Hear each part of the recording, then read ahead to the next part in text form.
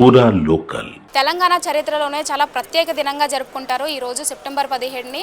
ఇదొక అంటే ఇటు నిజాం పరిపాలన నుంచి సెపరేట్ అయిందని చెప్పేసి కొంతమంది విమోచన దినంగా జరుపుకుంటే, మరికొంతమంది తెలంగాణలో భారతదేశం అంటే తెలంగాణ భారతదేశంతో కలిసిందని చెప్పేసి విలీన దినంగా జరుపుకుంటూ వస్తారు. సో ఈరోజు ప్రస్తుతం అయితే కనుక మనం తెలంగాణ జాగృతి పార్టీ ఆఫీస్లో అయితే ఉన్నాము. ఇక్కడ వీళ్ళు ఏ విధంగా జరుపుకున్నారు, ఇక్కడ ఈ పార్టీలోని కార్యాచరణ ఎలా జరుగుతుంది అనేది కూడా వాళ్ళతో మాట్లాడి తెలుసుకుందాం. నమస్తే సార్. నమస్తే. ఈ రోజు ఎలా జరిగింది? ఈ యొక్క విలీన దినం అంటారా, మీరు విమోచన దినంగా భావిస్తారా? ఈరోజు 100% అవగాహన రాహిత్యంతో చాలామంది దీన్ని విద్రోహ దినమని పలు రకాలుగా వాళ్ళకి నచ్చిన విధంగా మతపరమైనటువంటి రాజకీయ లబ్ధి పొందేటందుకోసం ప్రయత్నం చేసే దాంట్లో భాగంగా మాట్లాడుతారు. ఇప్పటికి కూడా హైదరాబాద్లో 40 లక్షల మంది నుంచి దాదాపు 1.5 కోటి జనాభా ఉన్నప్పుడు కూడా నిజాం ప్రభు కట్టించినటువంటి అండర్ గ్రౌండ్ డ్రైనేజ్ సిస్టాన్ని మనం వాడుతున్నటువంటి సందర్భం.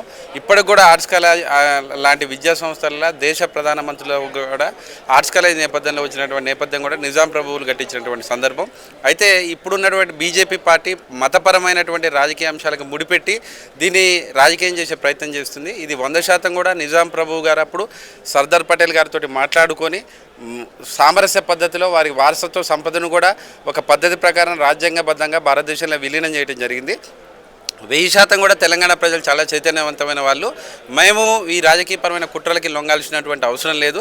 ఇది ఖచ్చితంగా కూడా విలీన దినం.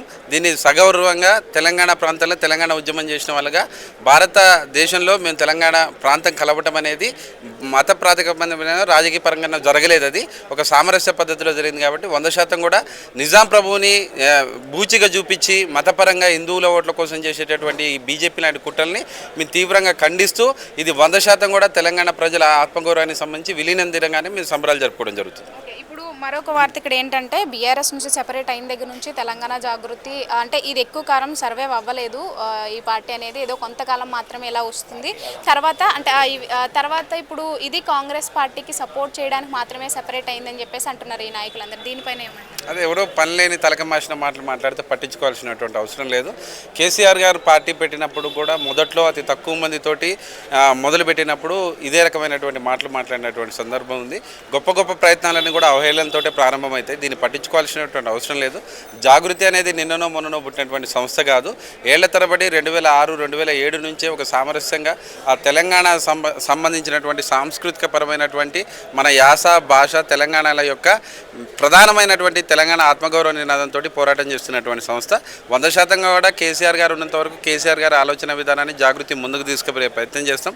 ఇక్కడ ఎవరిదో రాజకీయపరమైన కుట్రలలో కవితక్క గారు వేరు, కేసీఆర్ గారు వేరు అనేటటువంటి ఆలోచనతో చాలామంది దుష్ప్రచారాలు చేస్తారు. కవితక్క అంత చిన్న విషయం కాదు, చిన్న మనిషి కాదు, చిన్నగా ఆలోచించే విధానం కాదు. పెద్దసారి తర్వాత ఆ స్థాయిలో ఆలోచించే వ్యక్తి కాబట్టి ఇలాంటి రాజకీయపరమైనటువంటి కుట్రలతో మాట్లాడే మాటల్ని పట్టించుకోవాల్సిన అవసరం లేదు. కవితక్క విజన్, కవితక్క లక్ష్యం తెలంగాణ అంతిమంగా కవితక్కల నాయకత్వం కావాలని తెలంగాణ ప్రజల ఆకాంక్ష. 100% కూడా తెలంగాణ ప్రజలకి ఏదైతే అంతిమంగా చేరాల్సినటువంటి అవకాశాలు వచ్చేంత వరకు కూడా కవితక్క పోరాడుతుంది. సో మరొక విషయం ఏంటంటే, ఇక్కడ కవిత గారు చేస్తున్న ఆరోపణలు కానీ ఆమె చేసే వ్యాఖ్యలపైన ఎలాంటి స్పందన ఉండట్లేదు బీఆర్ఎస్ నుంచి, హరీష్ రావు గారి దగ్గర నుంచి కానీ మిగతా మంత్రుల నుంచి కానీ. సో దీని మేము ఏదైనా అనేది ఏంటంటే రాజకీయపరమైనటువంటి కుట్ర కోణాలు కొంత టీఆర్ఎస్ పార్టీలో జరగడం వల్ల గత ఎన్నికల్లో ఓడిపోయినటువంటిది ప్రధానమైనటువంటి వాదన. మేము నిజంగా నిష్పక్షపాతంగా కవితక్క ఇవాళ ఏదైనా జ్యుడిషియల్గా కూడా తన మీద కేసు వస్తే కూడా ప్రూవ్ చేసుకుని వచ్చినటువంటి సందర్భం. ఒక నాయకుడి మీద కేసీఆర్ గారిని బదనాం చేసే క్రమంలో ఏదైనా ఎలిగేషన్స్ మేము వచ్చినప్పుడు వాళ్ళు కూడా ప్రూవ్ చేసుకోవాల్సినటువంటి బాధ్యత వాళ్ళ మీద ఉంటుంది.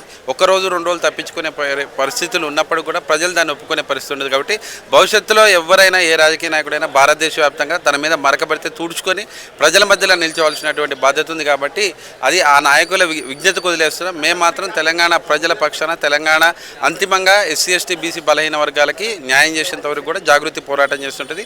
కవితక్క ఆలోచన విధానం భవిష్యత్తులో తెలంగాణ మరింత అవకాశం ఉంది. కాబట్టి నాయకులు కూడా ఆచితూచి కవితక్క మీద మాట్లాడుతున్నట్టుగా మేము అనుకుంటున్నాం. సో ఇప్పుడు జాగృతిలో ఏమైనా చర్చలు జరుగుతున్నాయా? కొత్త పార్టీ పెట్టే ఆలోచనలు ఏమైనా కనిపిస్తున్నాయా?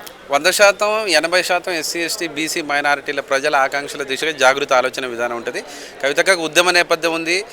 అనర్గళంగా 4-5 భాషలు మాట్లాడగలుగుతుంది. ఢిల్లీ స్థాయిలో, పార్లమెంటు స్థాయిలో భారతదేశ రాజకీయ పార్టీలతోటి చాలా సాన్నిహితంగా జాతీయ పార్టీలతో కూడా మాట్లాడినటువంటి నేపథ్యం, వ్యక్తిత్వం ఉంది. కాబట్టి 100% తెలంగాణ ప్రజల్లో 80% ఉన్నటువంటి బలహీన వర్గాలకు సంబంధించి ఉద్యమ నేపథ్యం ఉన్నటువంటి నాయకత్వం యొక్క ఆలోచన దిశగా భవిష్యత్తులో అవసరమైతే రాజకీయ పార్టీ పెట్టొచ్చు, పెట్టకపోవచ్చు, పెద్దసారి నిలబెట్టడానికి ప్రయత్నం చేయొచ్చు. కానీ ఇవన్నీ ఇంటర్నల్గా జరిగేటటువంటి అంశాలు. అంటే రేపు ఇవి ఎలక్షన్స్ కూడా వస్తున్నాయి, జూబ్లీ హిల్స్ బై ఎలక్షన్స్. ఇందులో పెట్టే అవకాశాలు ఉన్నాయి, వేరే పార్టీ అక్కడి నుంచి పోటీ చేసే అవకాశాలు ఏమైనా జరుగుతున్నాయి చర్చలు? రాజకీయపరమైన అంశాలు ఇంత లోతుగా, ఇంత ముందస్తుగా ఏ రాజకీయ పార్టీ కూడా ఆలోచన చేయదు. అవసరానికి అనుగుణంగా ఆలోచన విధానంగా అక్కడ ఉన్నటువంటి పరిస్థితుల దిశగా ఒక మనిషి చనిపోతే వచ్చినటువంటి బై ఎలక్షన్ కాబట్టి రాజకీయపరమైన అంశాలల్లో మిగిలిన పార్టీల యొక్క రాజకీయ అడుగుల మీద కవితక్క నిర్ణయం ఉంటుంది. దాన్ని ఇంత వ్యూహాత్మకంగా వ్యవహరించాల్సినటువంటి అంశం కాబట్టి మీడియాలో మాట్లాడే అంశం కాదు. కాబట్టి 100% తెలంగాణ ప్రజలల్లో ఒక సానుభూతిపరమైనటువంటి అంశం మీద ఎన్నికలు వచ్చినప్పుడు మెజారిటీ ప్రజలు డిమాండెడ్గా పోటీ చేయాలన్నప్పుడు అప్పుడు కవితక్క మా అధ్యక్షురాల ఆలోచన దిశగా నిర్ణయాలు ఉంటాయి.